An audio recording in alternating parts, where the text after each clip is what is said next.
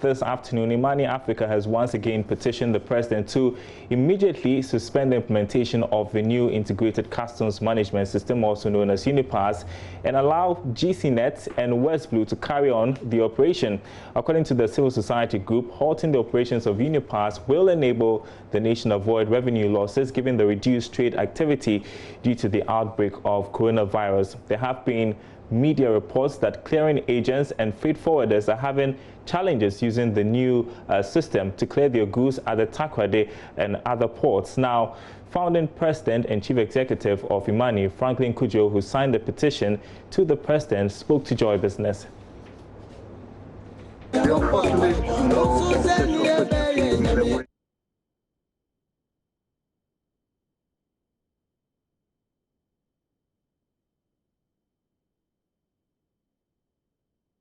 Implemented, or they have brought upon, or the government has decided to use, but they haven't come forth, and I get worried that the challenges we are having to see with the system itself do not bode well for trade facilitation, and which is why we keep reminding the president when we hear the challenges that are coming from the various ports as well.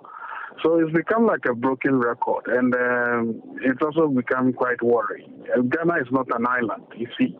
So if this process or this system were to be introduced or implemented just for Ghanaians, then probably would have no cause to worry. But this is within the larger scheme of international trade. And I do not want Ghana to be slipping on the World Bank Doing Business Index, as we've been doing over the past couple of years.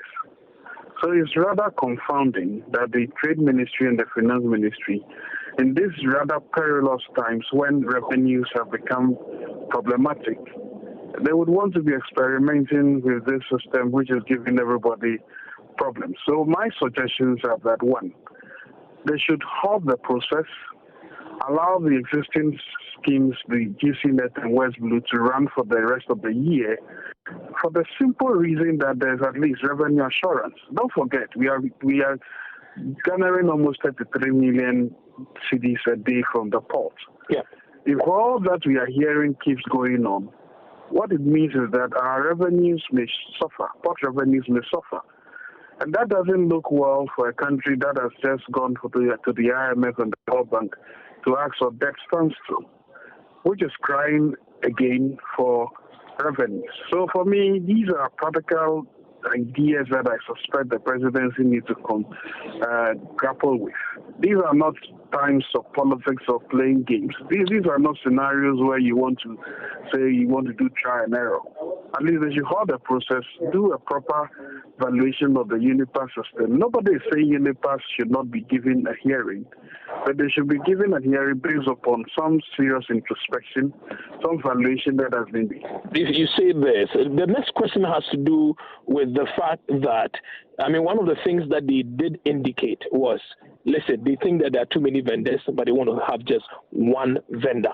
And they think that going to the Koreans who have come in with this UNIPASS system.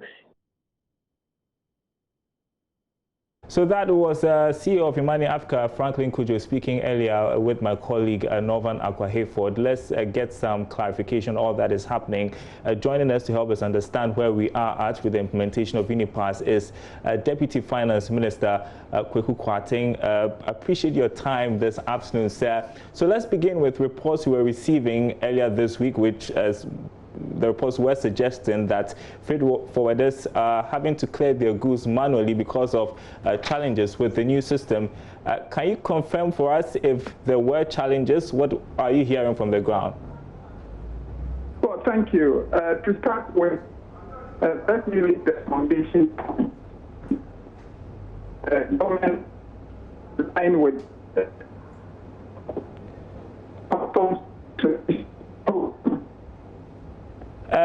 we're having challenges. We're having challenges hearing you. If you could reposition, let's see if we can get a clearer line to you. We have on the line the Deputy Finance Minister Kweku Kwarteng. Let's resolve those issues with the network connection as we try to understand what's happening at our ports. Yes, let's try one more time. So you were explaining. Yes, are you hearing me now? I can hear you loud and clear. Okay, good. I was making the point that to start with, government, in line with our customs automation program, has engaged a vendor to develop an end-to-end customs management system based on the UNIPASS technology. That system is going to be called Integrated Customs Management System, ICOMS for short. Now, what has made that necessary is that at the moment you have multiplicity of systems and vendors within Ghana's customs management space. Immediately, I can count about 6 of them, all deploying different systems. The trouble we have had with this kind of arrangement is that interoperability, the data from one system moving to another, because customs, from the point of valuation up to the point of really taking the goods out of the customs area, would need to rely on information from previous processes. Now, the difficulty in the interoperability of the different systems has undermined Ghana's customs automation program for a long time.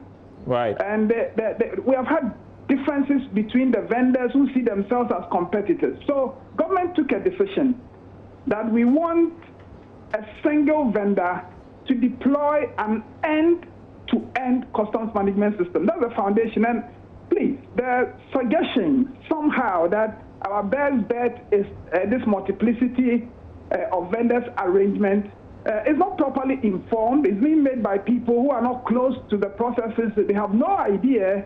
And I worry about making these statements without knowing what those of us close to the systems are experiencing. That's the first point. So we have deployed this new system. Sorry to butt in. And so we've deployed this new system. Is it working? We have just started deploying the system. Don't forget that the UNIPASS arrangement started in early 2018, 2 years ago. They've been building the system. They have been engaging customs. We have changed one thing after the other to ensure that the ICOMS developed out of the UNIPASS technology would serve the specific needs we have and would address the specific challenges we have as Ghana Customs. And so over the last 2 years, a lot has happened. Stress testing has been done. Engagements have happened. We have gone back to change things. Customs have made several changes. Now we think we are ready to deploy. Are we having challenges now? We are very ready. We are not. We have not forgotten that there could be teething problems. If you are changing over to a new systems like this, you are bound to have some teething problems. We are ready for that. A call center has been set up, training manuals and videos to help freight forwarders who clear goods, who do customs business on behalf of importers and exporters, have been provided. They have been uploaded onto the Ghana Customs website. And we think that we are ready to go. Okay, sorry once again. So the challenge, I guess, for IMANI is that we are going to have to lose revenue because we are wasting some time trying to fix these challenges that you point out. Are these also concerns that you have about revenue? Well, I don't know what the basis of IMANI is. For instance, they say that they're wondering if you've been able to do any revenue projection analysis. I mean, what is the basis of IMANI's suggestion? I am sure if you ask IMANI to give you a breakdown of the customs lines that have suffered as a result of the deployment of these new systems, especially with COVID-19, they are unable to tell you. When I read IMANI's statement, I get a sense that it is more a project to defend the interest of the outgoing vendors at all costs, against the national interest, IMANI must back away from that. It is sometimes very sad to read, and you see that whoever wrote the article on behalf of IMANI has no understanding of the fact I'll be happy, and I've already advised our secretariat that I want to invite IMANI for a meeting at which we can explain some of the things we're doing, and also let them understand the implications of some of the incorrect things they have been putting out. I like IMANI. I think they do a wonderful job. But on this deployment of a new customs system, their position is very, very ill-informed, and I would advise that they get more information before they continue to push this agenda of defending a system that is clearly anti-Ghana customs, a multiplicity of systems that is not helping us in any way. Okay. To be the spokesperson for such an unhelpful arrangement, I think IMANI must just stop that. But all right. On the issues about the deployment itself, the decision has been made that on the 28th of April, that is Tuesday, we will go live across the country. Wow. Are we ready for that?